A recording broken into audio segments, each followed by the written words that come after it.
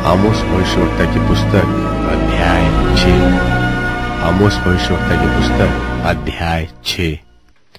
हाय उन पर जो सियोन में सुख से रहते और उन पर जो सामरिया के पर्वत पर निश्चित रहते हैं और श्रेष्ठ जाति में प्रसिद्ध है, जिनके पास इस्राएल का घराना आता है। कलने नगर को जाकर देखो और वहां से हमात नाम बड़े नगर को चलो, फिर पलिश्तियों के गत नगर को जाओ। क्या वे इन राज्यों से उत्तम है? क्या उनका देश तुम्हारे देश से कुछ बड़ा है? तुम तो बुरे दिन की चिंता को दूर कर देते और उपद्रव की गद्दी को निकट ले आते हो। तुम हाथीदांत के पलंगों पर लेटते और अपने अपने बिछौने पर पांव फैलाए सोते हो, और भेड़ बकरियों में से मेमने और गौशालाओं में से बछड़े खाते हो, और सारंगी के साथ गीत गाते और दाऊद की नाई भांति भांति के बाजे बुद्धि से निकालते हो, और कटोरों में से दाख मधु पीते और उत्तम उत्तम तेल लगाते हो। परंतु यूसुफियों पर आने वाली विपत्ति का हाल सुनकर शोकित नहीं होते। इस कारण वे अब बंधुआई में पहले ही जाएंगे, और जो पांव फैलाए सोते थे उनकी धूम जाती रहेगी।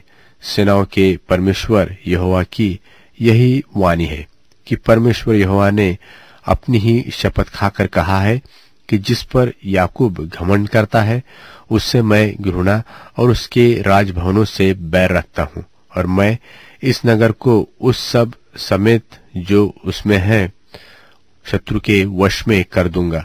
और चाहे किसी घर में 10 पुरुष बचे रहे तो भी वे मर जाएंगे। और जब किसी का चचा और उसका फूकने वाला होगा, उसकी हड्डियों को घर से निकालने के लिए उठाएगा, और जो घर के कोने में पड़ा हो उससे कहेगा कि क्या तेरे पास और कोई है? और वह कहेगा कि कोई नहीं। तब वह कहेगा कि चुप रह, क्योंकि यहोवा का नाम लेना नहीं चाहिए, क्योंकि यहोवा की आज्ञा से बड़े घर में छेद और छोटे घर में दरार होगी। क्या घोड़े चट्टान पर दौड़े?